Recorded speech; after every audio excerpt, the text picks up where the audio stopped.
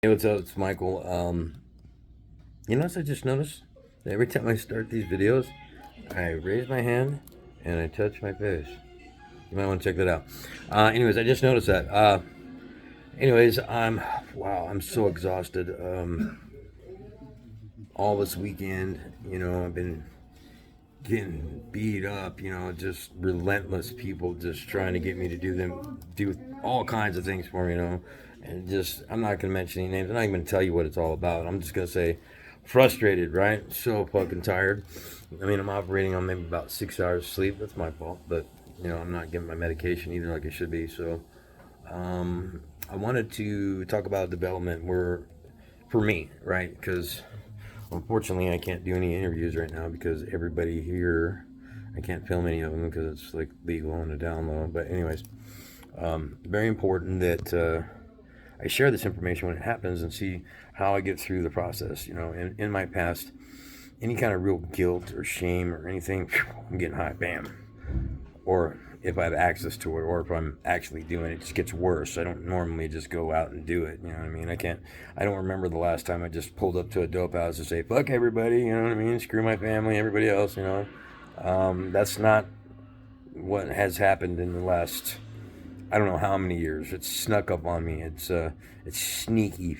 Addiction is sneaky, right? So I used to think I just had it whipped. Damn, man, I got it all together, man. I got my big boy pants on. I'm gonna do whatever I want to do, and I'm not gonna get high, and I don't have to drink, and hell, I don't even like to drink. So, thing about that is that I learned in my mind there's got to be something back there that's just waiting patiently for me to slip up or for something to slip in. You know what I mean?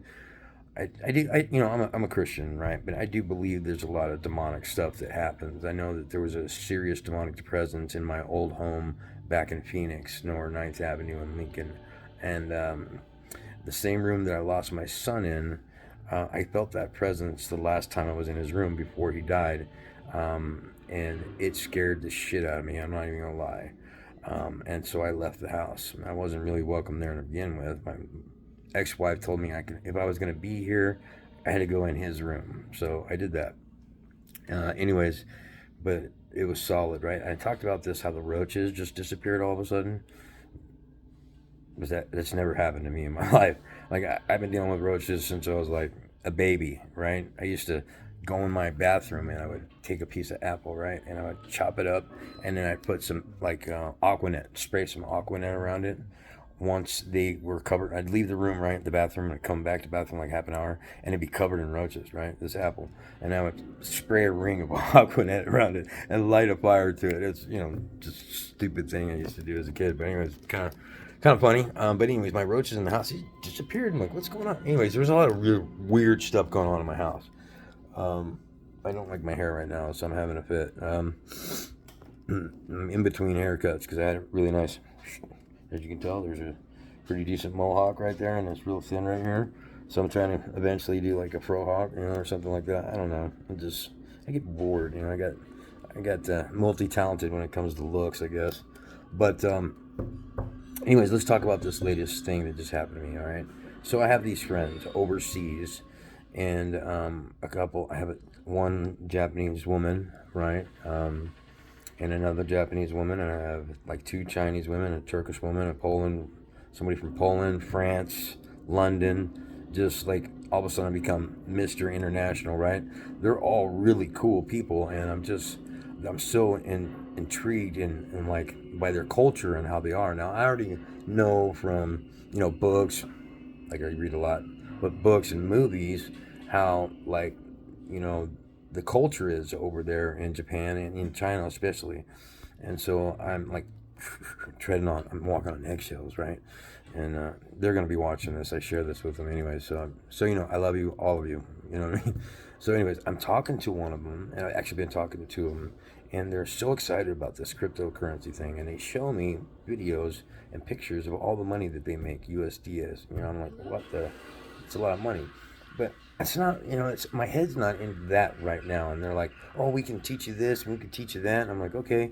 And so it's kind of really frustrating for me, but I want to do it, and I don't want to embarrass myself and shame them at the same time. But anyways, I was talking to one of them, and we get into the part back to the money thing, and she goes, you don't have any money to invest? I'm like, same thing. I've been like the last month I've been on Facebook, and like all these women, they get a hold of me, right? And they'll talk to me for like 3 days. They'll say all the sweetest things and tell me that they love me and all this other stuff. Next thing you know, can I get a $50 gift card? I'm like, really? You don't listen at all. I tell you my story. I'm homeless. I'm living in a medical respite place for the homeless. My insurance pays for my shelter, my food, and my medication, and I'm waiting to get more surgery on my right leg, the fourth time in 2.5 years. I'm only stuck in this wheelchair because I'm healed up. The last thing I want to do is have any setbacks, hopefully next month or September. So I'm hoping that goes well. So while I'm here, in the last 4 months, I don't have a dime to my name. You know what I mean? I already feel bad enough it is that one of my family members has to help me with my phone bill. And it really makes me feel bad, but it has been a useful tool. I make the most of it. There's not a dime that's spent on these equipment that I have right now that is not used. I feel good about that. So that's the one way that I'm sure that I feel so good that I'm actually using this for a good reason, not just sitting around playing video games and chatting all day. So I do these videos to help people come to, the understanding that, hey, I'm human, you're human, we all have these problems, right? So this whole thing that I do here is called Let's Start Something. And it's supposed to be called, it's called it there for a reason, because we're trying to start the conversation. So let's start something, the conversation, and the conversation today is going to be about me and my problems. So I was talking to this woman, and she's wealthy and highly educated, graduated top of her class, both university and all that stuff. She plays the market, and she has a side hustle, and she showed me pictures of that and over there. And I think she's in New York. I get confused sometimes because some are in New York, some are, they're other places. But she is from Japan. She lives in New York, and she plays the trade. She plays stocks, right? And that's what she does for a living. But she also has a side hustle and this warehouse full of like, Pentium bikes or whatever those bikes are, and workout equipment that I used to use. You know what I mean? I'm so jealous. Please send me one of those for free. You know what I mean? But anyways, so I see how successful she is and everything, but she's so, casual about it, but really sincere. She takes herself very seriously, and I understand that. She's a serious businesswoman, and I have to show her a lot of respect. I got into trouble with her because we were talking about money, and I was flirting with her about the money, and she didn't get it. So I had to explain what I said and what it meant, and she's like, oh, I guess you just do that with all the ladies. I'm like, no, not really. I'm normally a gentleman. I just don't really just talk shit like that to anybody. But she's pretty cute. But that's not the intention, right? We're friends. I'm trying to build a network of friends that can help me get my idea off the ground. So what I want to do is, I already got people that are going to donate into this idea as long as I stay focused and stay forward, right? And I don't want to get too off track because it's going to be a short little video about what happened. So we're talking, and while we're talking, all of a sudden she asked me about, do you have any money? I'm like, no.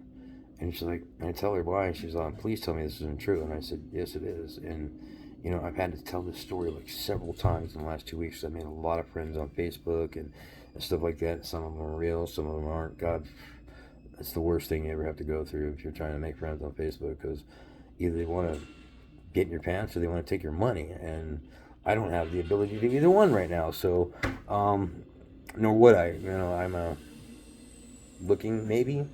Got my eye open for a special somebody, maybe a soulmate, what you might call it. But there's been a few people that click really well, but it's like, how do I even know that I'm talking to the right person? Because they won't video chat me, and I haven't been able to talk to them, and it's all chat and stuff, and it's kind of like, it's unforgiving chatting people. It's so dry and unforgiving, and I don't even know how to explain it. It's not even fun.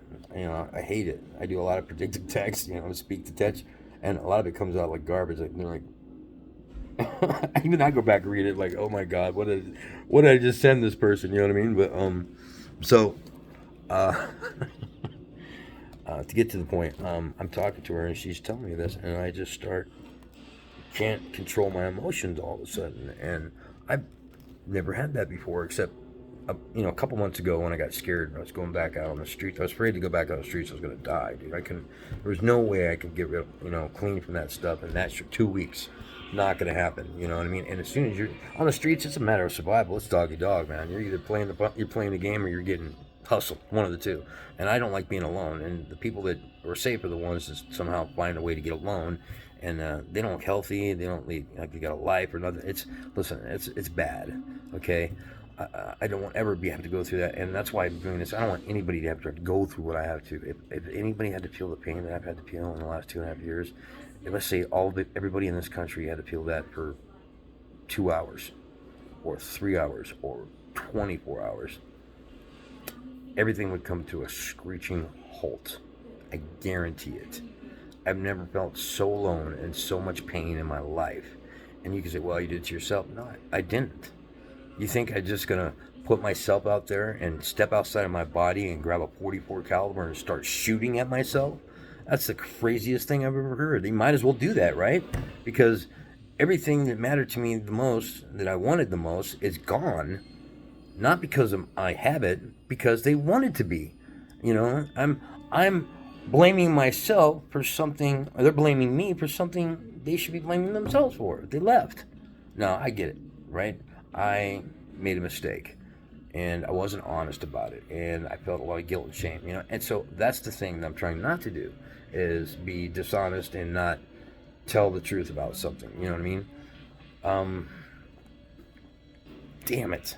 He just walked by me. I hope I don't get in any trouble for that. So I'm not trying to do that. So I want to just say, I started crying, and look at my eyes, right? Uncontrollably, not about 40 minutes ago.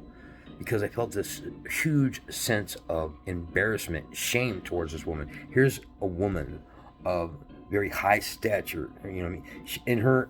I'm assuming in her circle, she's got a lot of respect. I mean, she lives out of a hotel. She's got dope. She's got a side hustle. She takes good care of herself. She's very pretty. And I was so embarrassed and ashamed that I had to tell her that I don't have a dime. She's all, really?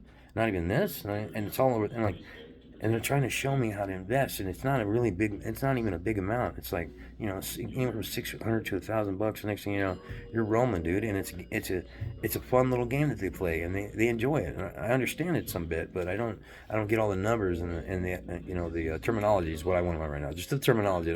Please don't tell me how to do it. Just tell me what these words mean, so I can put it together when we're talking, and I don't know. I feel like an idiot, right? So that's how you do it. You go to school, you learn to write the letters, and you learn to count to 10, and then 20 and 100 and all that. Well, it's the same thing here. I'm not going to just jump in with both feet and not understand what the hell I'm doing. I mean, maybe if I was, Donald Trump or somebody who was rich, they could afford to do that, but I can't. So I have to be really smart about it. So anyways, I was uncontrollably, I said I had to get away. So I'm on my wheelchair. I'm trying to get away from everybody so they don't see me. And I get over there and I just lose it. But the first person I thought of talking to was Jesus Christ. And I just cried to him. I felt so ashamed. And Lord, I feel so ashamed. I'm so ashamed. I'm so ashamed. I'm so sorry. I'm so sorry. This person, without even meeting her, I've never even talked to her kind of by accident once. And a little recording on the phone, you know what I mean? I've heard her voice, and she speaks okay English, but she's timid about it, and I want her to be open and talk to me, because I'd rather talk, because like I said, this is so impersonal sometimes, but this video is good enough for me. So have you ever felt like that? Has anybody out there ever felt like that? Like, all of a sudden you feel inferior, you feel like you can't measure up, like you're way out of your league, and not only that, you are ashamed of it. That's how I felt. I mean, I just lost it. And so I got it all together, and I'm feeling a lot better about it now, of course. And man, I've had a really bad weekend. I'm talking to some women, okay, and even guys are getting a hold of me and like, hey man, you want all this money? I'm like, come on, dude, I'm not gonna get. Even if I had it, I'm gonna give you $200 to give for a million. Why don't you just take the 200 off the top of the million or the 500,000 and give it to me, right? One guy told me I won Publishers Clothing House $500,000. I'm like, Give me a freaking break, right? I mean, I didn't even apply for it. What am I, stupid? I used to run a marketing company. I know how all the tricks are. You don't say free, you say complimentary, so you don't get in trouble for saying it, right? Because you're not actually saying free. So, so it's funny, you know what I mean? These people are relentless, though. Some of them will not stop. They just, please, please, please, will you do this for me? Like, and who are you again? And who am I? What do you plan to do for me? Anyways, I just wanted to say that either for my record or for yours. I'm going to post it. It's pretty funny. Not funny to me. And then I ended up being, I thought I told this person about me because I've said my story so much recently, talking about all the losses I have. You know, my son, my daughter won't talk to me. I haven't seen my grandkids. You know, I miss Serenity a lot.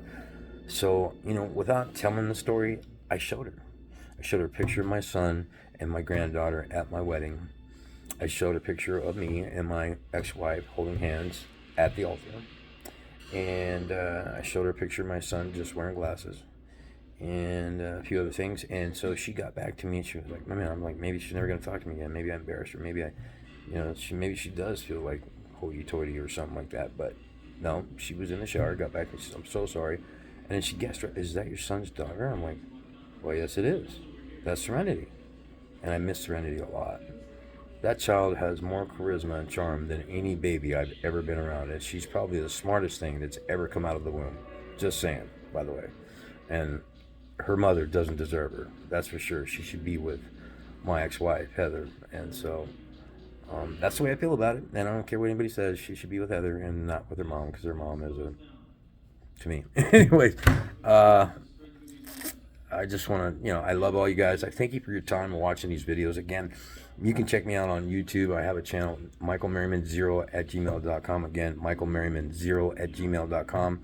Or look up Michael Merriman. Look for the guy, or look for my little sign. It's Chucky, right, with knives. The reason I picked that is because Chucky reminds me of the Raiders, Chucky, John Gruden, whatever. If you don't know, just look it up. So, guys, have a good night. I'm going to load this up so you understand what I'm doing. I just lost it. Has anybody ever done that? Get back to me. Text me, whatever. Just all of a sudden, maybe it's the stress of being in this situation or something. Maybe that's what it is. But it felt like the greatest sense of, oh my God, I'm a piece of shit. And that's not true at all. I'm not. But I sure the hell felt like it for the first time in my life. I felt like a piece of shit. There's no other ways to describe it. I don't know if I'm even over it yet, but I just wanted to say, look, man, I'm through it. I'm not going to go get high. I'm not even thinking about drugs. It's not even a thought. I'm just like overwhelmed and kind of like amazed by how I feel right now. So God bless all of you, man. Please tune into my channel. It's more than just about me. It's about you, a community. We're trying to get a network of people together who will share their story, who will help people find places to live, places to eat, places to find shelter, medication. Listen, if you need a phone and you have government assistance of any kind, access, food stamps, or you have a small income, we can work it out to where I can send you a phone. I'll get on my computer, give me your information, or if you can get to a computer, I'll tell you how to do it. Either way, if you don't feel comfortable giving me your information, I understand that. I'm trustworthy and honest. I've done it for like 10 people here. One guy hasn't had his phone in 3 years. That was Nathan, who I interviewed. It's in one of my videos. He was so happy to have that phone. And you have to hear his story, man. And next to him, this guy was going to Hollywood compared to me. Really? You know what I mean? So, but he's had a tough one. So listen to that. Look at that video. So anyways, again, michaelmerriman0@gmail.com. Check out the YouTube channel. I'm going to load this up on Facebook and YouTube right now. God bless you. Have a good one.